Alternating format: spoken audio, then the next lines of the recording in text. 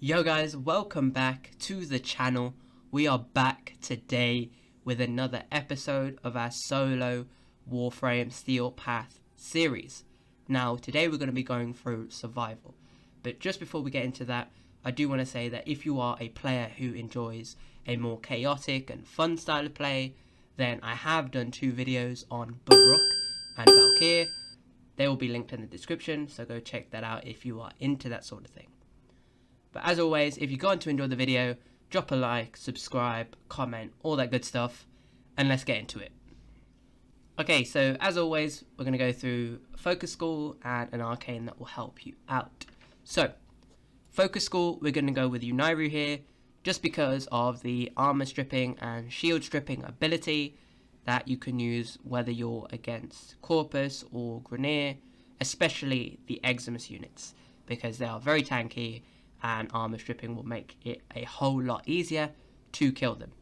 But also you can use armor strip on the acolytes that you face just to kill them a lot quicker too. And then for our operator arcane, I would definitely recommend Magus Elevate here, just because if your frame starts to lose health, instead of relying on energy orbs, you can go in and out of transference to gain 300 health back to your frame. And since it's a 95% chance, you're practically guaranteed to get that 300 health every time you go in to your operator. But with that out of the way, let's get into the build itself. Okay, so just before we get into the build, I do want to talk about his abilities and his passive. Now, I think Zephyr is probably one of the best frames that you can use in a survival, just because he has everything to get through that mission, right? So first of all, he has Turbulence. Now, this basically makes you immune to any projectile coming at you. And I want to stress that it is only projectiles. If there are, for example, Grineer butchers coming at you with a butcher's knife, then you are going to get hit. It's as simple as that, right? But that can be avoided, and I will explain why in a second when we go over his passive. So, then we have Tornado. Now, his Tornado is going to be used mainly for crowd control. For example, if you do have a lot of those melee enemies coming at you, put your Tornado down, they all get sucked up by it, and you can kill them very easily, and you're also not being attacked by psychotic enemies trying to slash you up, okay? Now, what is also interesting is that when these enemies are in the Tornado, they will have, or essentially the damage you do to that Tornado, all of it is going to be distributed to all of the enemies within that Tornado, plus the status effects that you apply to the Tornado, but also the enemies who are in the Tornadoes will have a 200% extra crit damage multiplier. And we'll go through a bit more on that when we get to the weapons, but yeah, just keep that in mind. 200% crit damage. Also, we have Air Burst, which is sort of similar to Tornado in that you can use it for crowd control. Hold it, you send them away. Tap it, you bring them closer and cluster the enemies. And again, damage is reduced because this isn't a damage dealing build. This is purely for crowd control. Finally, his passive. When Zephyr is in the air, he gets 150% crit chance to all of his weapons, right? Not just one, all three of the weapons that you're taking in. And this is the reason why Zephyr is quite nice as well, is that first of all, he can increase your crit chance through his passive while you're in the air, but also with his Tornadoes, you get 200% crit damage, which is crazy. But yeah, with that out of the way, now let's get into the build itself. Okay, so the build itself. This is a zero former build, which is quite nice. However, I would definitely recommend formering once or twice just to get prime sure-footed on, or normal sure-footed if you have it. And this is because it's going to basically prevent you from being knocked down, especially against the Ars and Eximus units, who can release their fire wave. If you get hit by that wave, you get knocked down and you get applied with the heat proc. Now, obviously it won't give you immunity to these status procs, however, it'll stop you being knocked down so that you will not get clustered by enemies, potentially even being melee ones that can hit you while you're on the ground, even with your third ability active. Okay, so in the aura mod, we have rejuvenation, 3-second or 3 heal rate per second, quite nice to have, especially if you're against infested and you get hit with the toxin status, which completely bypasses shields and just eats away your health. Then we have prime continuity. As always, if you don't have prime, just put normal on, it is fine.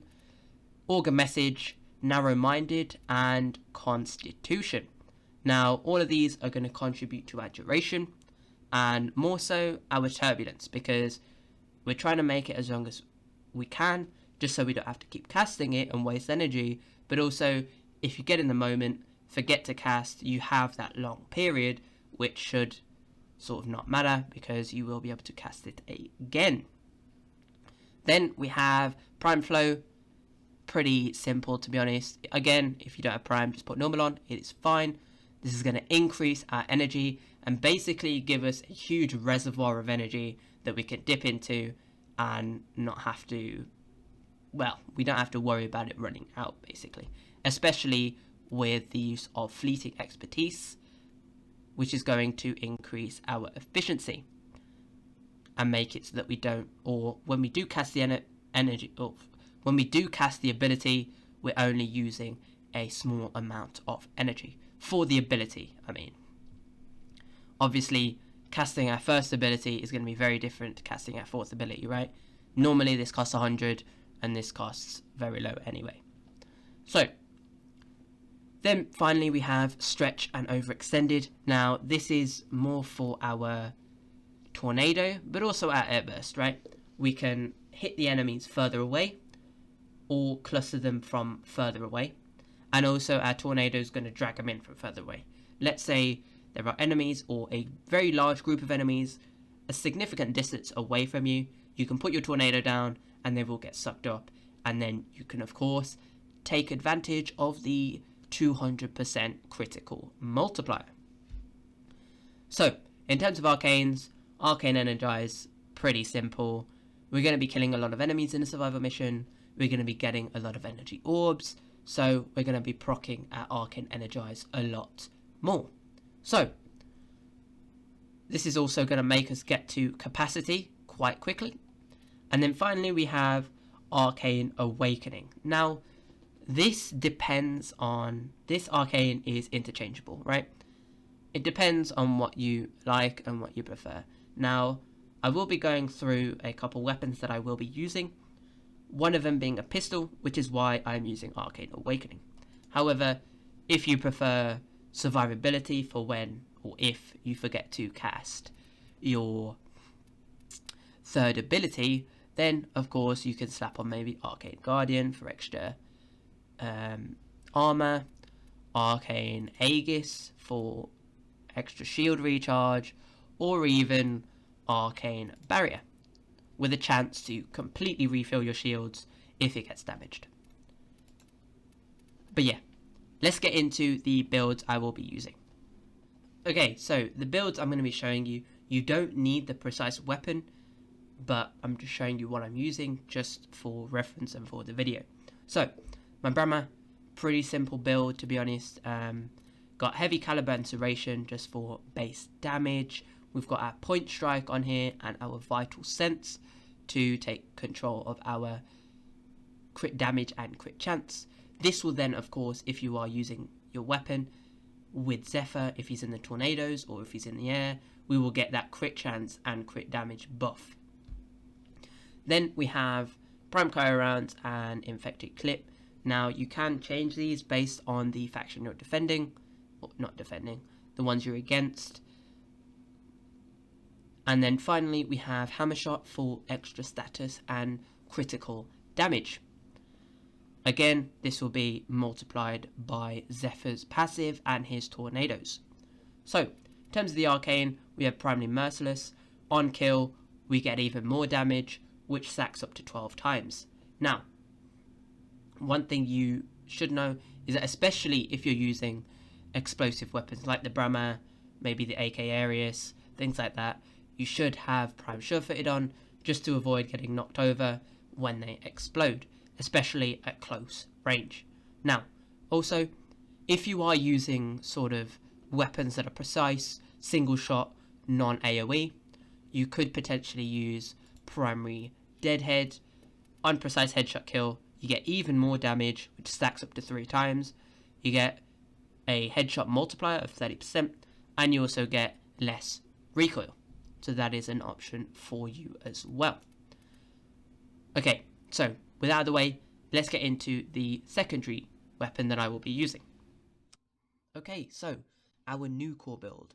When I got this from my Lich, I believe it was a radiation one, hence why I have radiation along with my 2 elemental mods. So, we have Hornet Strike here for just buffing raw damage. We have Galvanized Diffusion. You can also use Barrel Diffusion if you don't have this, but I have Galvanized Diffusion and Lethal Torrent for my multi-shot, and Fire Rate from our Lethal Torrent. Then we have Pistol Gambit. Can use the normal one if you don't have primed, that is fine. This is for our critical chance. Then we have Hollowed Point and primed Target Cracker for our critical damage. And then we have Jolt and Pistol Pestilence as our 60/60 elemental mods to give us corrosive, as I will be going against the Grineer. Again, depending on the faction you're against, you can change them as you wish. Then we have Pistol Ammo Mutation. This is just nice for ammo. When we run out, we can pick up primary ammo, and half the ammo that we pick up will be converted to pistol ammo. And then finally we have Cascadia Overcharge, and this is basically going to be paired with our Pistol Gambit and also our passive. When we're in the air, we get this crit chance. So while our overshields are active, we get 300% extra critical chance. So that is the build for our secondary. Let's move on to the melee weapon. Okay, so for the melee that we're going to be using is Kronen Prime. So, pretty standard condition overload build, I guess. Sovereign Outcast as our stance mod. Then we have Condition Overload, of course. Then we have Sacrificial Steel for our critical chance. And Gladiator Might and Organ Shatter for our critical damage multiplier. Then we have Primed Fever Strike with Voltaic Strike, and these are going to create our corrosive. Again, because we're going against Grineer, if you are going against different factions, you can change the elemental mods you put on. Then we have Primed Pressure Point, just for increased base damage. And then finally, Primed Fury for DPS. So, that's the build. Let's get into the gameplay. Okay, so we are in the mission. Trigger the console, grab these 2 lockers, proc our 3rd ability and our 4th ability, get our new core out, and bang. Just look at the damage. It's just so easy. We're getting the 150 crit chance while we're in the air, and then the 200% crit damage whilst the enemies are in the tornado. Like so. You can also cluster them, armor strip them, and just make it a whole lot easier. And this is what we're going to use a lot on the Eximus units, because they are tanky as hell. We can slap that on again. And as you saw there, I did get hit with the melee, which took away my health even though I had my 3rd ability active. Okay. And then this is just the process really. We just keep doing this and we can kill the enemies quite quickly. Now obviously, unlike my other builds that I've done on Baruch, for example, and also Valkyr, that's the one. Unlike those builds, you know, where there's a constant energy supply because of the amount of enemies we're killing, you may need to take advantage of the life support beacons that the Lotus is dropping. When you get this, for example, the enemies are gonna be Eximus units like so. So it may be a bit difficult to kill them all. But if you have armor strip like this, you can literally melt through all of them, as you just saw. So armor strip can help quite a lot against the higher level and Eximus units. And then the rest of them can really just be taken care of through our tornado. Where is this tornado? How is it in the air? And yeah, just make sure that you're constantly taking advantage of the crit chance that you can get and also your tornadoes. Even when you get in a bit of a sticky situation, you can hold this, hold your second ability and push him out of the way. So we got another. Okay, that didn't armor strip him, so we'll strip him again. And boom. He's dead. And this is all that we're doing. It's literally that simple. Easy to kill the enemies, easy to get life support because we're killing the enemies. Oh. And if you do sort of get a Noki and a lot of the enemies aren't dropping any life support, then you can just use these beacons right here. What am I stuck on? And then cast my third ability again. We need to get out of my way.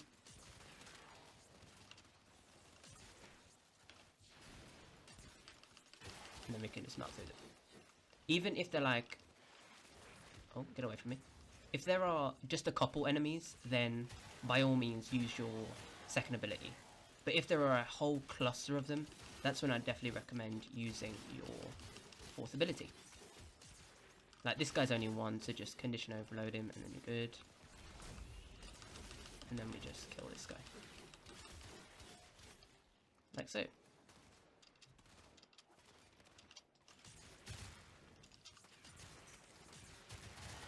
But I mean, there's nothing really that difficult about this or anything like that. We can activate our life support if we're getting a bit low. And then carry on killing. Oh, here he is. Just do that to him. Dead. Okay, same for him. Okay, here, the Acolyte's spawning now. So we should be okay. We can just do this in our general area so that we're not getting absolutely annoyed by people, and then we just go through and kill him. Of course, I didn't even condition overload there, so if you sprayed him with status and then went in, it would be a lot easier to kill him. And that is it for today's video. I hope you enjoyed. I hope you found it useful. If you did enjoy, drop a like, subscribe, comment, all that good stuff, and I will see you in my next video. Peace.